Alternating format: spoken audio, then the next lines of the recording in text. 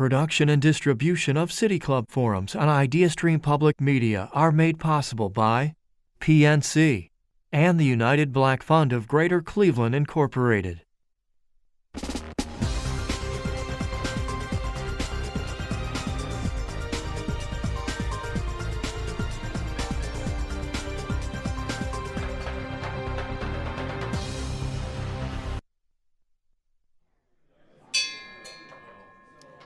Good afternoon and welcome to the City Club of Cleveland, home to conversations of consequence that help democracy thrive.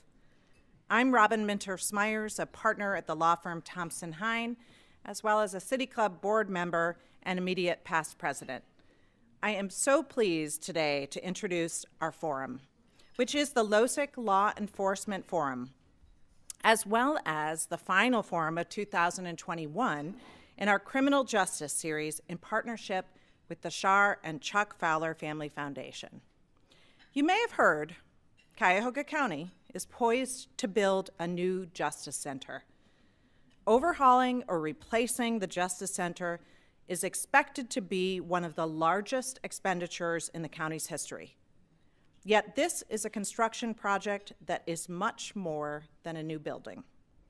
It's a unique opportunity to either create the conditions for criminal justice reform to truly take hold or to cement the status quo. Our guests here today, Karen Chinn, is president of Chinn Planning, Inc., a women's business enterprise certified consulting firm.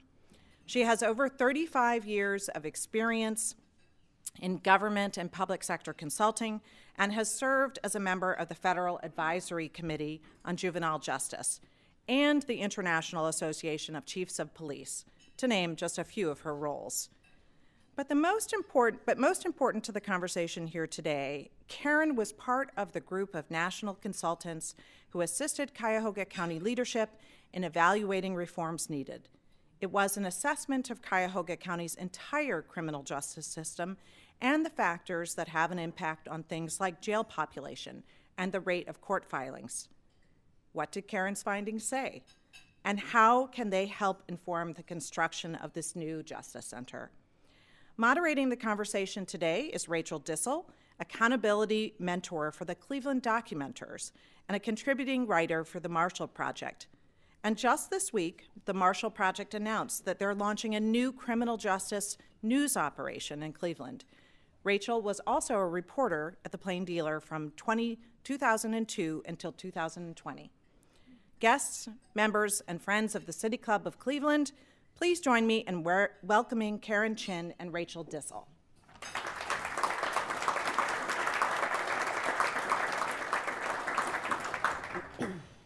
Wow, it's good to be back in this room and in person and seeing so many familiar faces to be here for this important conversation. So for those who have not been kind of closely following this, because we've all had a lot going on, pandemic and other stuff, it would be good if we could go back a couple of years in the process so we're all kind of speaking from the same place. So in August of 2019, just some months before we knew we were in a pandemic, Karen, you gave a pretty comprehensive presentation to county and elected officials about what you had learned about this planning process for the jail. And I'm wondering if you can talk about some key choices that the county was facing at that time and maybe give a little bit of an overview of what some of your recommendations were. Okay. Well, we are going to go back about 2.5 years because that's when the study actually started. So I want to be clear on the data and assessment that I did, and what I'm going to talk about today was stuff that I collected in end of 2018 through 2019. But I was hired as part of a large team to come in and look at developing a plan for a new justice center. And I had looked at some previous studies that had been done, and actually one that was done to assess the Justice Center building itself. And there was one page in that report devoted to how many beds for the jail, what would be needed in the future. So my role in the project and coming into that was to look comprehensively at the criminal justice system, and particularly what drives the jail population and what kind of future did Cuyahoga County want in terms of the number of beds and the capacity. So my role was to really look at data trends, socioeconomic factors. I interviewed over 65 various human service agencies that certainly have the best handle on population in the jail, and then came forth with a set of recommendations for basically the county, I think it was said it best, is that you had a choice to look at replicating the justice system that you currently have and building that out in the future, or looking at reform and what that would mean in terms of jail capacity, which was my particular focus, was on the jail. So I'm sort of a data geek. You gathered a lot of information. I spent time reading probably over 100 slides. I was really fascinated, but particularly when it comes to the jail population. What did you learn most about that kind of informed your recommendations when you were gathering the data? And also, was there any information that was missing that made it hard to kind of give the recommendations that you gave? Well, certainly it came out in this study. There's data in this county is really a challenge, and not just within individual components, because it is a criminal justice system. And there's city, state, and county agencies, and there's different judges have a role to play, prosecutors have a role to play, the public defender, and whatever systems are data systems within individual components, they're not integrated. So data was a real big problem. One thing that I pointed out is that I've never worked in a jurisdiction where I couldn't get arrest data, just county arrest data, and that was something I hadn't run across. But what I was looking for specifically were the kind of factors that I'm seeing around the country, and looking at data that could perhaps inform decisions on better ways to deal with population in the county as opposed to just being in the jail. So I started by looking at many previous studies that have been done by very reputable organizations that focused on the number of people that were in for a very long period of time and a pretrial status. And as pointed out, the jail is primarily a pretrial population, haven't been found guilty. But even people that were bonding out were sitting in the jail for 8 days. A huge percent of the population that were in for over 30 or 60 or 90 days, which we know by that point in time, any protective factors that people have, like a job, a place to live, or access to their children, all those protective factors start to just melt away. And so it really is like a ripple effect. I also looked very closely at all the socioeconomic data in this county, looking at homelessness, drug addiction, opioid crisis, child abuse and neglect, because those are factors that really play out in our jail population. And there's great national research and evidence that talks about more effective ways to deal with those issues than just putting people in jail. So that was a really important part of the process, was to get that data to make the case that here are some of the ways you could look at a different future than just a larger jail. So when you started doing this work in Cuyahoga County, we also were grappling with not only an unprecedented number of people in the jail, but also humans dying in the jail that was understaffed. And the public was also starting to learn that there were even officials that might view this jail as a moneymaker. So that's a lot going on when you're trying to do a study, and it's already complex. You know, already has a lot of factors. How did you bring that information into what you were doing, and kind of what was your response to those issues as you carried through your work to make recommendations? Well, the first week on the project, I hadn't been in the jail, and so I had the opportunity to tour the jail. And I think Jeff Applebaum was with me when I toured it, and I said, this is one of the worst, if not the worst jail that I've been to in America in 37 years. Just not a humane environment. Some things were pointed out by the Bail Project a few minutes ago are absolutely true. And we know so much in this country that the population in a jail has a 40 or 50% or more have mental health issues, and the jail environment just exacerbates all of that. And so the dark and dankness and the first place where you come into the jail and the booking and area, just everything that I saw does not reflect what, again, I believe should be a humane environment. To have a jail, a new jail is definitely needed. I want to make it clear, in my opinion, it's the size of the jail that really needs to be looked at.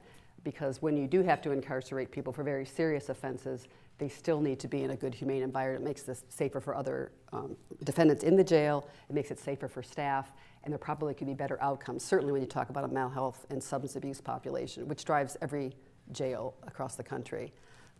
So that's the kind of data that I was looking at in the jail and the conditions there, and trying to look at who is in for how long, for what reason, what are the offenses? Do you have a high percentage of population that are in there for technical violations of probation or some kind of community supervision, because there are more effective ways than putting them back in the jail?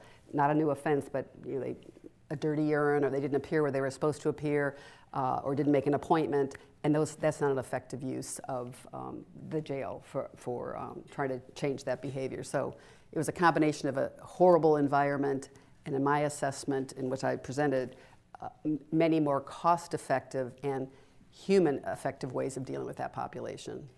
So can you talk a little bit more about how you do that in terms of giving recommendations? So there's a lot of numbers to crunch, what the population will be of the county, what we think crime will be like. And you mentioned that you didn't have a lot of arrest data. I think you said 24 of 48 agencies that make arrests were not providing arrest data. So there's a little bit of guesswork there.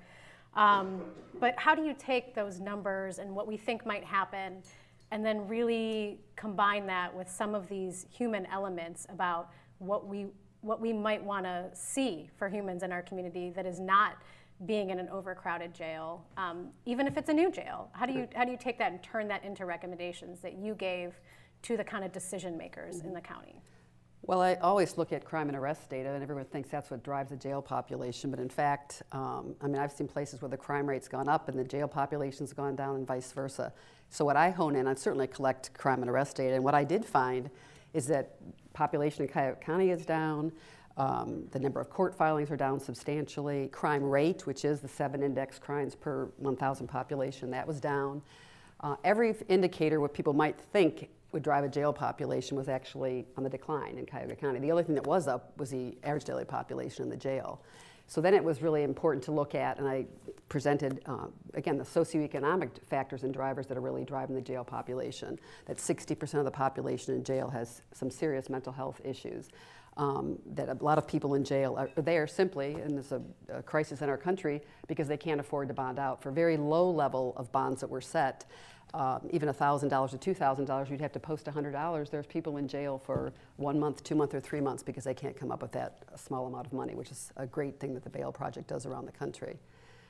So it was to look at all that information and be able to bring it back to decision makers to say, you can keep using the jail this way, or we can look at a different future. And what I'm able to do, and certainly everybody can find the research and read news articles across the country, there are many reform initiatives that have really, like the elimination of cash bail, and you've got some examples right here in your community, development of a pretrial screening instrument where instead of holding someone in the jail before their appearance at court, supervising the community to assure their appearance in court. And the city of Cleveland developed that comprehensive program and brought the failure to appear rate down substantially. So there's all kinds of evidence that's been presented by the MacArthur Foundation, Annie Casey Foundation, and several other great organizations that really dive in and look at what are the factors that are driving the jail population. And what we find through every jail in America is that it sort of has become the social agency of last resort. And there's a better way to deal with the human factor of that. Also, not surprisingly, in this jail and every jail that I'm doing assessment, a very high disproportionate representation of minorities in the jail population.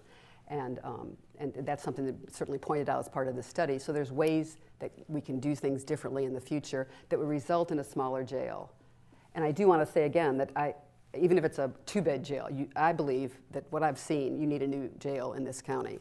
I think it's really good that I was able to work with the project manager that also supported a smaller jail, because there are many things that can be done, and that's why I came up with a recommendation for a much smaller jail than you currently have. So when you were doing this work, you interviewed about 65 people who are connected to the system to help inform your recommendations. That includes folks involved with bail reform, reentry, mental health providers. But one thing that I noticed was that none of those folks are decision makers in this process. They inform your report, but they're not at the table. The folks at the table to make the decisions are the folks who kind of run the system. So based on what you were learning in those interviews, should we be making these decisions differently? Should some of those folks be at the table so that the result is different? Well, I certainly think that there is collaboration within this county in terms of some of the meetings that I attended in different forums and individual interviews with Health and Human Service and mental health providers and substance abuse providers. But there's certainly, to move forward and to have reform and to maintain and to build a smaller jail, it's going to take everybody at the table, the leadership positions, but they have to have that input, because the jail population literally is made up of people that need to access those community services. And in several of my individual interviews, it became very obvious that either there wasn't adequate services in the community, or there was a disconnect when someone entered the jail. Let's say they were on medication for mental illness, they weren't maintaining that medication in the jail, and then there's, things just kind of get spiraled out of control. So I'm not going to speak to who should be making the final decision in Cuyahoga County, but clearly to have those people at the table and understand, which is what I tried to point out in the data, this is what drives your jail population. I mean, crime and arrest we have the lowest crime rate we have in America since the 1980s. And even with the recent uptick in some serious violent crime, most everybody in jail in America is not in there for murder, rape, and robbery. These are not the, it's the other more socioeconomic issues that drive the jail. Homelessness. You can't get a PR bond if you don't have an address. Well, homelessness is a crisis in America. There's no question about that. So these are all things that in the best decision or the input to how to make those right or how to do a different jail of the future will come, in my opinion, from the health and human service providers who really understand the population that's ending up in our criminal justice system. So I think you mentioned this, and you sent me some really great research on this as well, but you've done this sort of planning work in many cities and counties across the country. And you mentioned some really good examples of other places that have been able to enact reform, have been able to build smaller jail facilities. And I'm hoping that you can share a little bit, maybe a little inspiration today, of what Cuyahoga County could learn from those places. We know every place is different, and every process will be different, but what do you think we could learn from a place? I think you mentioned like Charlotte Mecklenburg has done a lot of work on this. Right. Well, there's all kinds of examples throughout the country of people that have enacted reform, what that's reduced the jail population. But just to give an example of Mecklenburg County, they were faced with a construction of an additional 1,000 jail beds back in about 2010 or 2011. They had a main downtown jail, they had a jail north facility, had a population of about 2,800 inmates. And they came together as a county and a group to say, we aren't going to spend this money on expanding, we're not going to build this new addition to the jail. And they formed a criminal justice agency within county government, a small agency of, I think, 3 or 4 people. Because first of all, it's very hard to bring about change when you've got, again, county and city and agencies that are all separate units but have to come together for a unified vision of the future. And that's what they worked very hard on. And then they were able to get about $3.3 million from the MacArthur Foundation from their safety and challenge grants to look at data-informed decision-making, effective programming. If it's not effective, let's not do that anymore. And so they have now have about 1,500 empty jail beds, which is kind of my cautionary tale when I was making presentations. When you're embarking on this new jail, the last thing I'm sure you want to have for the amount of money you're going to spend, besides the human loss of human capital, is the capital to find out you're going to have all these empty beds when you do realize and get smart about criminal justice reform, because we've seen examples throughout the country. So they came together, and the biggest word there was collaboration. Everybody has to come to the table. Everyone's got a different role to play. But if you have a unified vision that, yes, we know a jail will be part of our criminal justice system, but it will be for these serious violent offenders that pose a public safety risk, and we will deal with our other factors of the jail, which is the majority of people in jail, which are human and social welfare and economic issues, we'll have better outcomes. Our community will be safer. The concept that our community is safer because we build a bigger jail has been debunked by every major research organization in the country. You're going to be safer if all those risk factors that lead someone to the justice system, you begin to address that, which is a big undertaking. But it can't happen with just one part of the justice system moving forward. It needs to be collaboration, and it has to have input, like you said, Rachel, from many of the organizations, great organizations you have in this county that are dealing with these problems every day. So you had quite a few really concrete examples of changes that could help reduce our jail population here going forward. Like you said, most of them would require collaboration and consensus that are very hard to come by sometimes, from people in different parts of the system. But it would be great if you could talk about a few of those concrete things that seem like the most promising, that would really help us, over time, reduce that jail population. And it often kind of struck me that they weren't things that felt like they were that hard to do if everybody was on the same page. Right. Well, the first thing is definitely information system. I mean, a person that believes in data to inform decision making, and having data and factual information, because in my 37 years of consulting, I've started a project and been told everything about what's driving the jail population, and everything they say is absolutely not factually true, as I'm conducting interviews. So having good data that's timely, that doesn't take 4 weeks to pull out just who's in the jail today for what reason, for how long, that's really important. So first of all, having a good integrated database and to bring to the table when you're doing collaboration to say, we all have to deal with the same set of facts here. Let's all be on board about what the real facts are. The second thing would be to have somebody in your jail or someone within the system whose only job it is to look every single day at who's in jail for what reason and what do we need to do to push this forward and get this person out of this jail. Jail expediter, whatever you want to call it, that's a very important thing. Also having a uniform bond schedule, so you don't have all the judges, because the system, setting bond, one judge will set it for this or the other, having a uniform bond and also a validated risk assessment to make the determination that, okay, somebody has been arrested, they've done something, do they have to sit in the jail before they make their appearance in court? And again, the city, you've got a great example here because the city of Cleveland implemented that and had a major reduction in the city of Cleveland's portion of the jail population, and it enhanced the appearance rate at court. People were out, they were supervised, they did go to court. And so that saved a lot of jail days there. It's a smaller portion, city of Cleveland compared to the county, but you have a concrete example right here. Certainly bail reform, this is an issue throughout the country. We are a democracy, to be sitting in jail because you don't have money just doesn't seem to, it's not right. And there's many ways, and places that have eliminated cash bail have not had an increase in crime or arrest. It can be done. There's examples of that.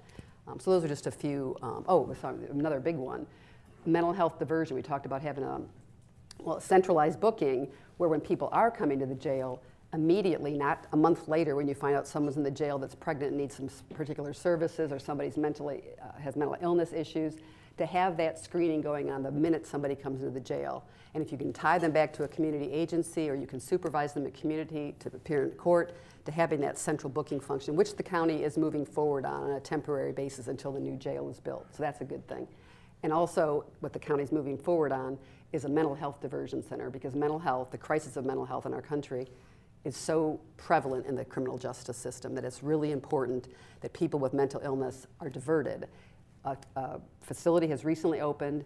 It's not being fully utilized, and that's one of the issues that I think that from the 2.5 years since I left the study process, hopefully that mental health diversion center will be, because it only opened I think about a month ago. I can't remember. It's been open for a couple months. I think that's one of the things that is kind of confounding to folks is that we have taken a lot of steps here in this county to open such a place, and yet, I've been watching closely in the Cleveland Documenter's notes because they're going to all the meetings about this, and they keep hearing, oh, there's only 4 people there, there's only 3 people there, there's only 1 or 2 people there a day. And one thing that's kind of hard to grapple with, and maybe you probably don't have an answer to this, but the fact that when I looked at your data, you were able to identify a significant percentage of people in the jail who had a diagnosed mental health issue. But then when the center opens, nobody is there with a diagnosed mental health issue. And so it's kind of hard to figure out why that's happening. Is it a systems problem? Did we miscalculate something? No, I mean, this will be the issue of collaboration and making sure that when you do develop an alternative program, or you look at a diversion program. When I say diversion, by the way, I mean diversion should be happening at all points of the criminal justice system, from the point of arrest, diversion from arrest, from the point of prosecution of their programs. But certainly when you come into the jail, if there's ways to do diversion, and mental health is the biggest issue. So I haven't really gotten into the data about why it's not being used or the operational issues, but certainly to this forum here, I would say you do have a mental health diversion program now for the jail. I mean, there's also mental health services needed outside of the jail, but this is for the jail population, and it needs to be utilized because there are people suffering in the worst environment they could possibly be in is your current jail. I mean, jail period, because it exacerbates all the issues, but particularly the jail that you have here in the county right now. And so that needs to be people at the table saying, we've developed this, we have a facility, let's figure out a way, what are the stumbling blocks? Who doesn't want to utilize this, and what do we have to do to get people into this facility that you have already created a mental health diversion? And there's many examples of this throughout the United States, diversion centers, because again, it's not unique to Cuyahoga County that the socioeconomic and specifically mental health and substance abuse have a large role to play in the population in the jail. Speaking of stumbling blocks, I was really interested in the information you had on what we call technical violations. You know, I had been talking to some folks who have been incarcerated in the jail, and they were telling me that they called that ghost time. So if you have a KPS out, you know, and they bring you into the jail and you don't know how long you're going to sit there before you get to come before a judge and then figure out what happens for that. And I'm really curious, like, it seemed like a place where there could be some fixes that could happen. And I was trying to figure out what are the stumbling blocks to not having, I think when you did your report at the time, it was like 8% of the population was there for technical violations. Right.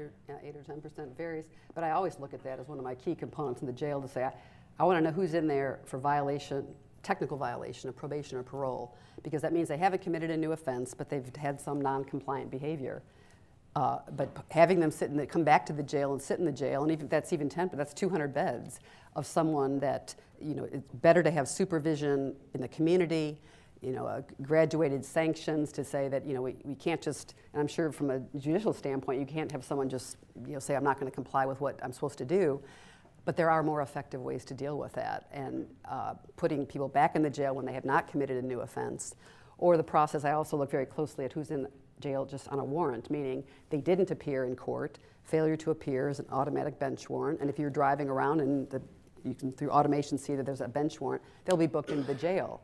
But if what they committed the offense that they didn't go to court for was a low-level first-time shoplifting or whatever it might be, those are the kinds of things you need to look at to say, every single step of it, are there more effective ways, and this is a good use of our money. I mean, again, is this making our community safer? And I would say the more people that you put in jail and the longer you keep them, it's not making your community safer. It's not at all making your community safer. It's just ensuring that those people will have more, you know, suffering, homelessness, they've lost their job, any of those protective factors.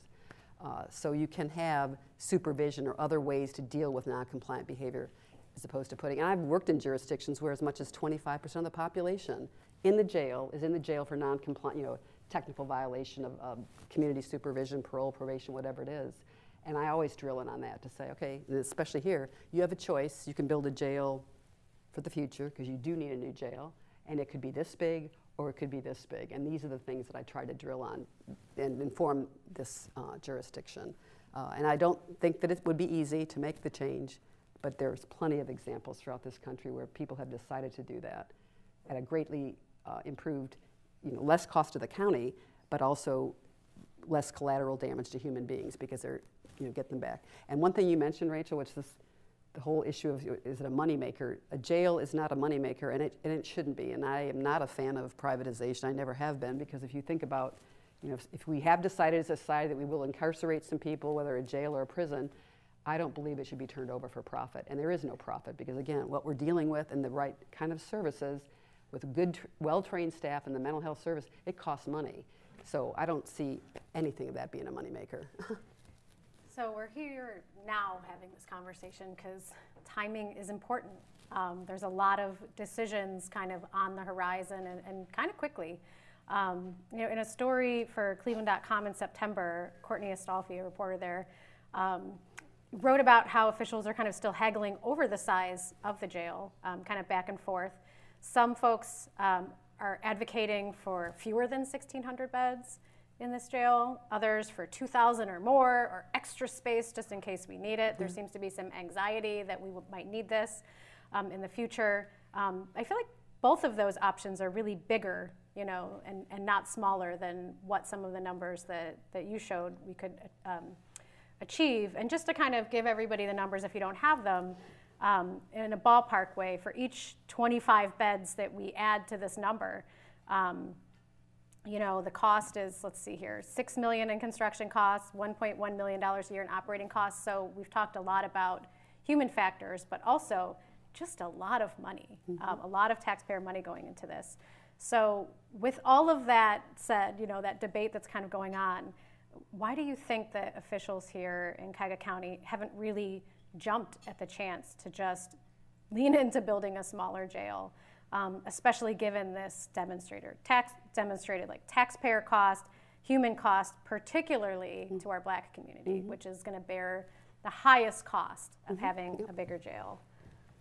Well, I think it just goes back to that, needing to have a unified vision for the future. I don't think there's that, certainly there are people at the table as part of the process that I was conducting 2.5 years ago. But it's only going to happen if there is a unified vision that this is our jail of the future. These are the beds that we need to really keep our community safe, but it's not the size. And first of all, even a 1,600 bed jail is well below. When I started this process, there was 2,400 people in the jail.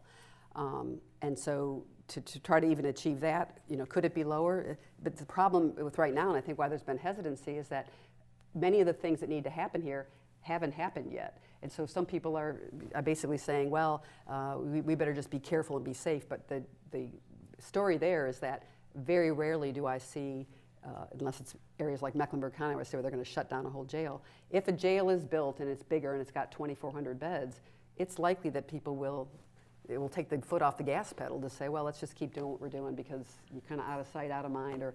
So it's really important to have that unified vision, the collaboration, to be monitoring the reforms that are going to happen as soon as central booking opens, to maximize use of the diversion center, to have the county adopt countywide the same kind of thing the city of Cleveland is doing on comprehensive pretrial screening. Bail reform, which the Ohio Supreme Court has laid out, what needs to happen in terms of, and we have examples of that across the country. They haven't all happened yet, but with good intention and a unified vision and collaboration, they can. Those things can happen. And also just to remind, in terms of looking at even the lower, what's considered the lower end, 1,600 beds, you have to have additional beds in a jail population or any jail to be able to separate males or females, or to have opposing gang members in certain different housing units. So when you talk about a 1,600 bed jail, would be a population of about 1,300 inmates in a day. And I believe, yes, it could probably even go lower than that, but to me, that lower number, which there's also been evidence here, because during COVID and throughout the country, I say one of the positive things about COVID is we had to start right-sizing our correctional population because of the obvious issues about close proximity and mask wearing and washing hands that are very difficult to maintain when everybody, 2 or 3 people in a cell or whatever. In this county, you brought the population down below 1,000 inmates a day. And I would say that I don't believe that anybody, sheriff or judges, was letting murder, rape, robbery out of the jail. But you went from basically a 2,400 bed jail when I started to 1,000, but now it's starting to creep back up. And so the great collaboration that happened with prosecution and judges to bring that, to decide we got to get this population down because we've got a COVID crisis, those very things that were implemented need to continue and then expand to be able to keep the population down. So you don't think that, what folks are saying now is, violent crime is up so much, that's why the population is back up. Right. Do you think that's not a good kind of long-term, argument to? Well, throughout many parts of the country, I've just done extensive research on, I try to keep ahead of crimes data, and there are many jurisdictions that have, including this one, that have experienced an increase in violent crime. As you can imagine, many of that, going back to the socioeconomic factors, people have lost jobs, domestic violence has gone up, crimes in many, particularly gun violence. Of course, we live in a country that has more guns than people. So there has been recently in many jurisdictions, and including Cleveland, an increase of crime as a result of COVID. But again, the jail population was never made up, and it isn't made up in any city, thankfully, of everybody who's in jail has committed murder, rape, robbery, aggravated assault. So looking at why that crime rate has gone up, it's still going to tie back to the very factors, those socioeconomic factors in your community, that you can decide we're going to focus on this and make our community safer and look at gun violence and look at the issues of, because any community that has a higher crime rate, which Cleveland does, the factors that lead to that are the very drug addiction, homelessness, low employment, family members have been incarcerated, all those kinds of things will lead to have led to an increase in violence in some jurisdictions as a result of COVID, because all those factors have been really highlighted and made worse. So today at the City Club, we're here with Karen Chinn discussing criminal justice reform and the proposed new construction of the Cuyahoga County Justice Center. I'm Rachel DeSell with Cleveland Documenters. We're about to begin the audience Q&A. We welcome questions from everyone, City Club members, guests, students, or those of you joining us via our live stream or the radio broadcast on 90.3 IdeaStream Public Media. If you'd like to tweet a question, please tweet it to @thecityclub. You can also text 330-541-5794. That's 330-541-5794. And the staff here will try to work you into the program. So I'm going to kind of finish off with the final question or so while people get their questions ready. So in everything that we were talking about, we're kind of circling around this big question of why we haven't taken a bigger leap towards reform. I'm kind of a cynical reporter. Mm-hmm. I wonder, is some of this the system or the machine sustaining itself? Or is there something else that's holding us back? Is there something else that's preventing us from doing something transformational and not just building another set of buildings that we're going to fill with folks from our community? Is there something that's stopping us from having a unified vision for justice here?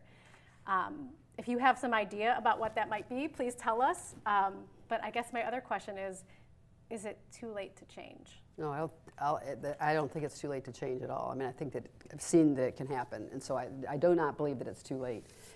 The why and each jurisdiction is different. The priority of saying, for example, I gave Mecklenburg County, they said, we're not spending that money. In many jurisdictions where now the jail or a budget is stripping out public education, other needed health and human services, other more important factors, that will be a time when, again, financially, when people will say, we have a better way to spend this money. And by the way, it will be an astronomical sum of money to build this kind of facility. So I think it just boils down to, again, where I've seen that it's working is that everyone, the public pressure within the system, because it's not an easy thing. Again, everybody's got a different role to play. Everybody kind of sees, here's what we're doing. We don't need to be told we're doing it wrong, or we don't maybe want to do it differently. But the only way that change can happen is if everybody does sit at the table. You can't just have, and as we know throughout the country, there's some amazingly progressive prosecutors that are trying to make changes. In California, 2 of them are getting recalled because they don't want to follow, citizens are now too worried that everyone's going to be out in the street committing more crime. Some judges that try to make change. If everyone comes together and there's a unified vision, when that things start happening to say, well, I'm not sure we want to do this, if you're all together on say, no, this is the way we're going, and we know why, and it's based on data and factual information and what does work and what doesn't and what's effective, then I think it can happen, and I don't think it's too late in Cuyahoga County. Thank you so much. I have 2 questions. First of all, what happened to your report? Was it presented to the Cuyahoga County Council? Have they seen it? Judges, has it been reported in the news so that citizens will know what you have recommended and your findings? Second question is, would you say something about the Cahoots program or others that are similar from Eugene, Oregon, that have community-based crisis mental health intervention? That one has been going about 30 years. They've saved a huge amount of money and kept people out of jail. Thank you. Yeah, okay. The first one, all of the forums and the material that was presented as part of my assessment was presented in a public forum. I don't know, it was recorded, and then so that, I don't know if everybody here has heard about, but it certainly would be public information in terms of the presentations that were made to a oversight committee on the study. There was 12 people, elected officials, prosecutor, judges, that were at the table as we developed this assessment and developed a plan for a future justice center. So that is public information.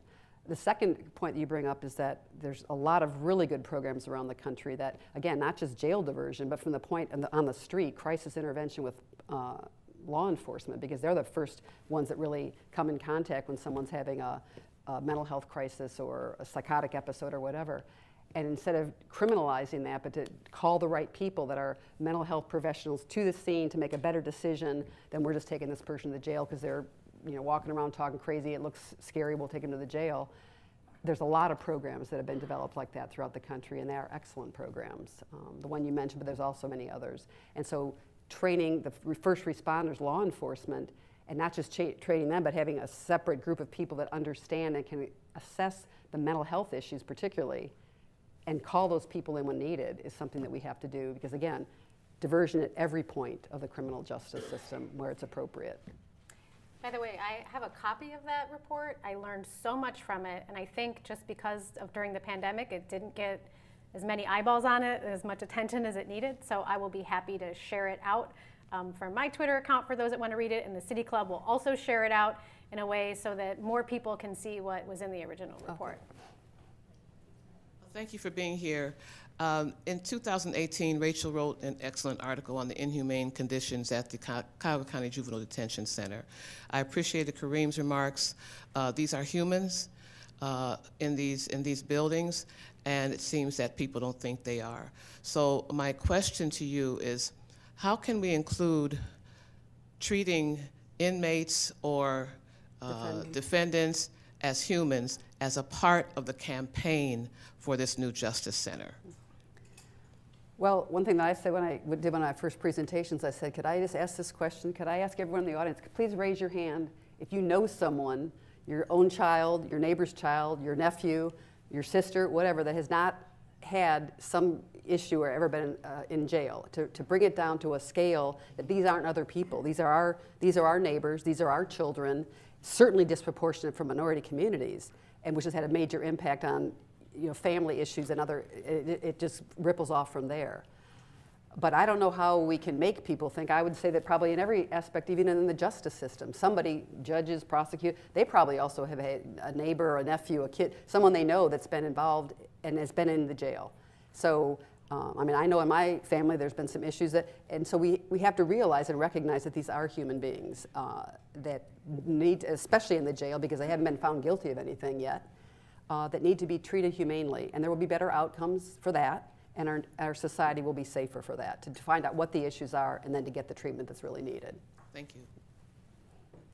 Hi, thank you for coming today.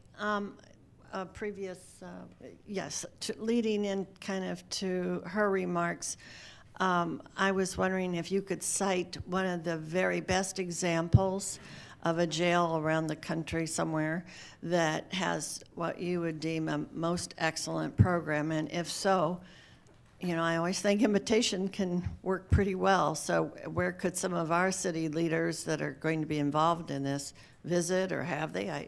It's hard to know. Yeah.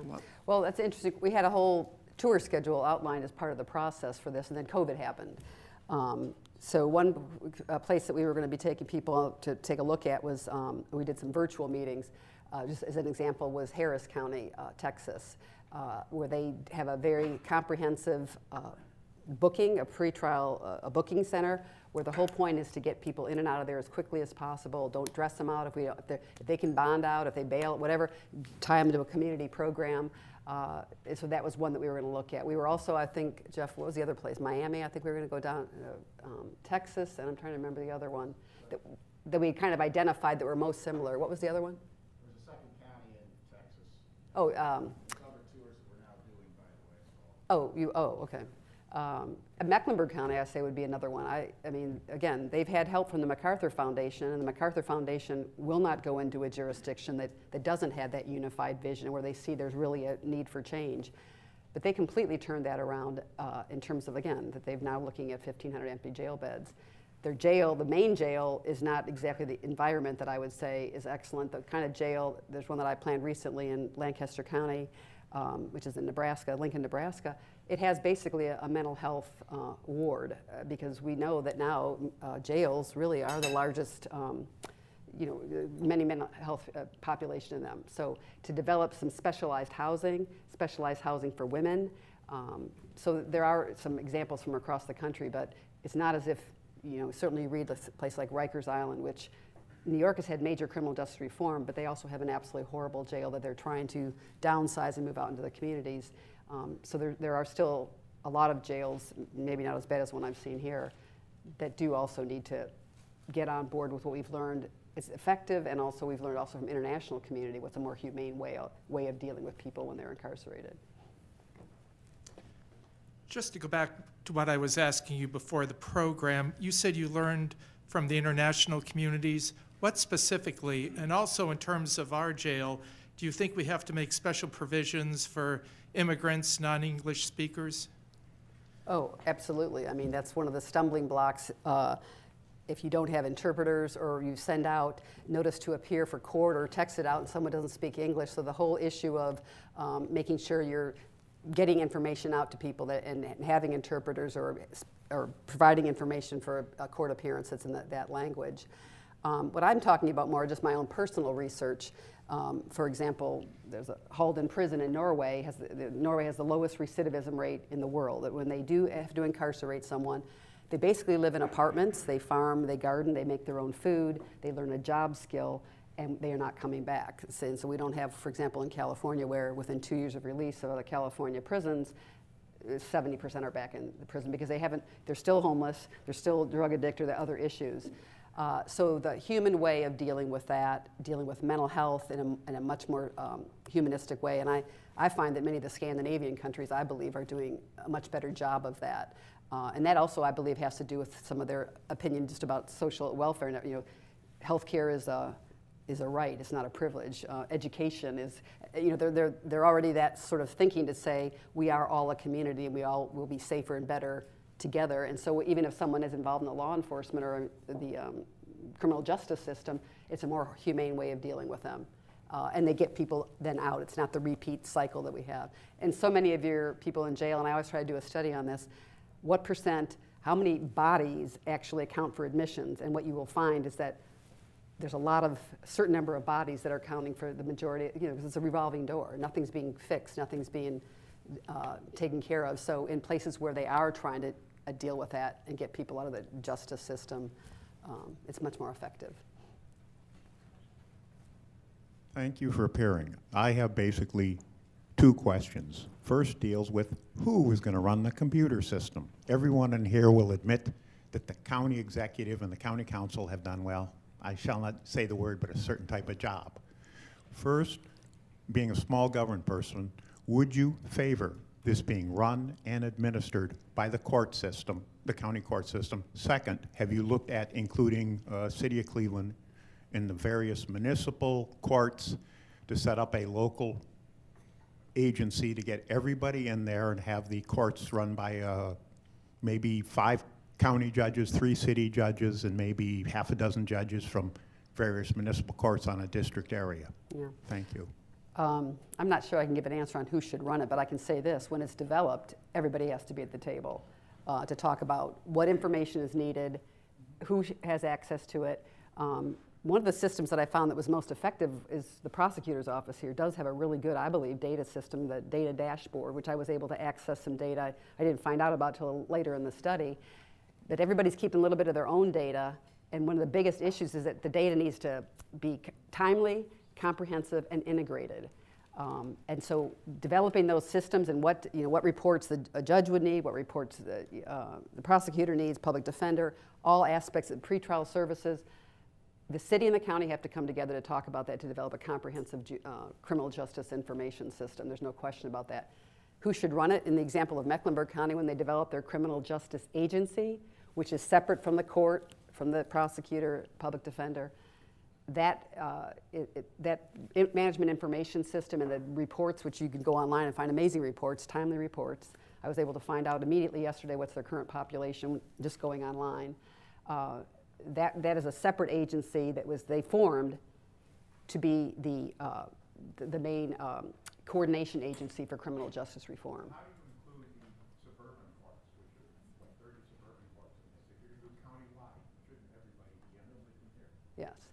Well, that's the same question I talked about when they're not reporting arrests. So I don't really have the answer for how to make that happen. But if you're going to have a comprehensive system, they all have to come to the table together and say, here's the information that we need, and here's the information we'll provide.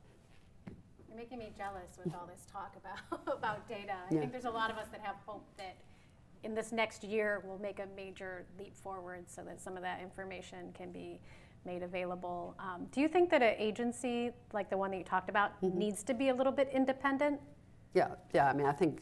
I mean, again, I'm not here to say where this should be, but I'm here to say you need to have a comprehensive, integrated criminal justice information system.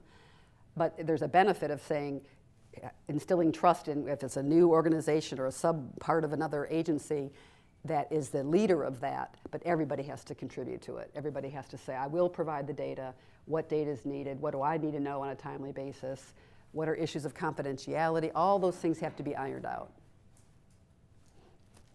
You've mentioned that successful reform efforts need to have citizens at the table, need to have the community engaged in the process.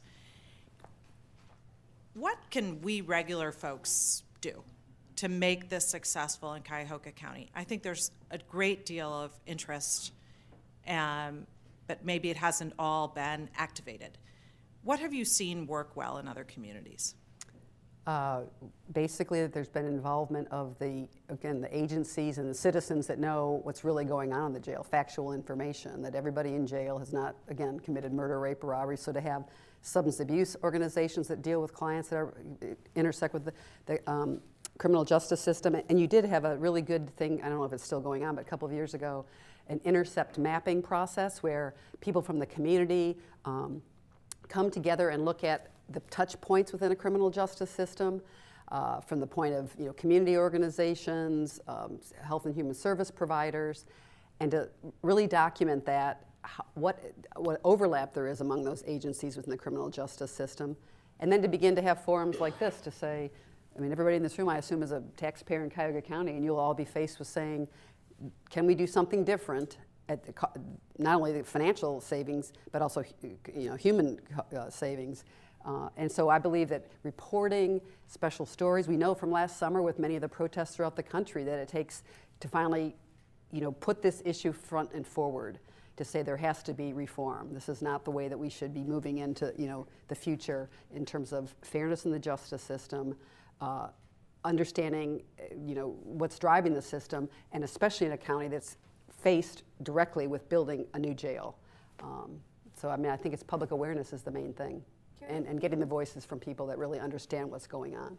Have you seen anywhere that you've worked where the voices of people with lived experience, having been in a jail, have been included in a planning process? Is there a way to do that, and that will be really useful and helpful? Well, then there have been people that, over the years, you can even read about in the newspaper, even if I haven't worked there, that have had a bad experience. So their child was, I worked many years ago in Maricopa County, which was, that went under Sheriff Joe Arpaio, the toughest sheriff in America, and there was young people that had been booked in and stun gunned. They had many deaths in the jail. And so certainly the ACLU and other organizations bring this stuff to light and get people behind it to say, we can't have this happening in these jails. And it takes, again, public awareness and information to say, and so I have seen sometimes throughout the country that where I've worked, but also where I haven't worked, that having that voice, my child was arrested and here's exactly what happened. My child died in the jail of a drug overdose. My, lost a baby in the jail because I had a miscarriage. Those kind of individual stories, but I find that those are really, it will take press information, reporting of that, and then a community that cares about coalescing about making that different in the future. But has anybody made that actually a part of their planning process to make sure that those voices of folks with lived experience are included when decisions are being made? Well, I feel like here in Cuyahoga County that, my interviewing 65 agencies, everything from frontline services to, reentry job, I mean, as best I could, as I think I mentioned when I first came into it, the assessment 2 years earlier was more of a building assessment, but it had one page that said you need a 3,000-bed jail. It's like, what was the input? What's the data? I don't see any of this. I feel like the reason that I was making a suggestion for a smaller jail of the future is I did put those voices on the table. I did say this is what's driving. Your crime rate is not what drives your jail population. Your arrest, which, you don't even know, but nationally arrests are down. That's not what's driving the jail population. This is what we have to focus on as a society. Drug addiction, homelessness, lack of employment, all those things that make our community, that's what we have to focus on. And I try to bring that to the table, and I always do try. Sometimes I've been hired and they say, we're here to plan a jail. Why are you doing interviews with human service? Because you have to look at the whole system. Thank you very much for a very insightful discussion so far. And you talk about violent crimes, drugs, minor crimes, AHAD situations, smaller jails,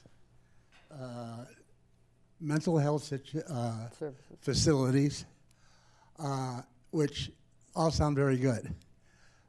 However, we're living in a community with, 50-some cities around us within the area who are independent cities and yet look toward Cleveland and other cities as a way to help themselves in these situations.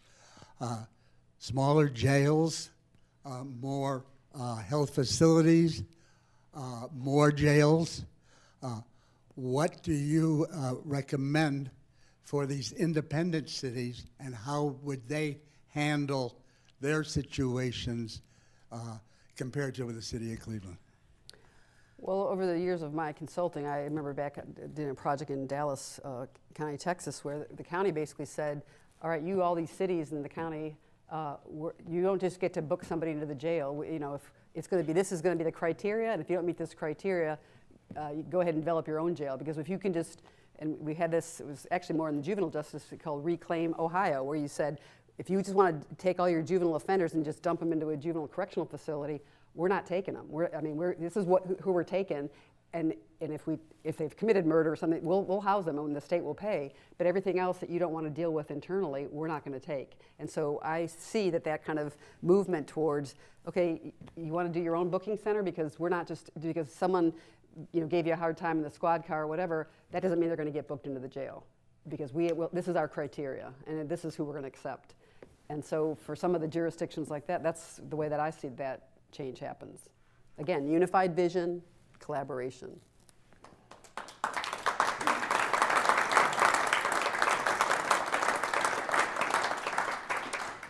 Today at the City Club, we've been listening to a forum with Karen Chinn, one of the consultants who completed an assessment of Cuyahoga County's criminal justice system. The forum was moderated by Rachel Dishel, accountability mentor for Cleveland Documenters. Today's forum is the LoSiC Law Enforcement Forum, as well as the final forum of 2021 in our criminal justice series in partnership with Char and Chuck Fowler, the Char and Chuck Fowler Family Foundation. We welcome guests at tables hosted by Thompson & Hein and other sponsors. We're happy to have all of you here. We will be taking a short break for the holidays next week, but be sure to join us when we return on Friday, December 3rd. We will be talking about 3 years of Say Yes Cleveland. We will hear the latest updates from Say Yes Cleveland Executive Director Diane Downing, followed by a panel with Say Yes Cleveland Family Support Specialist Lakeisha Rogers, and the first student to earn a bachelor's degree with a Say Yes Cleveland scholarship, Leanne Andino. Tickets are still available for this forum, and you can purchase them and learn more about our other forums at cityclub.org. And that brings us to the end of today's forum. Thank you, Karen Chinn and Rachel Dissel, and thank you, members and friends of the City Club. I'm Robyn Minter Smyers, and this forum is now adjourned.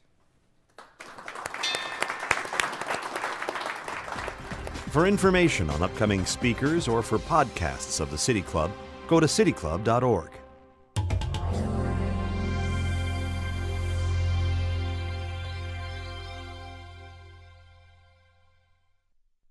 Production and distribution of City Club forums on IdeaStream Public Media are made possible by PNC and the United Black Fund of Greater Cleveland, Incorporated.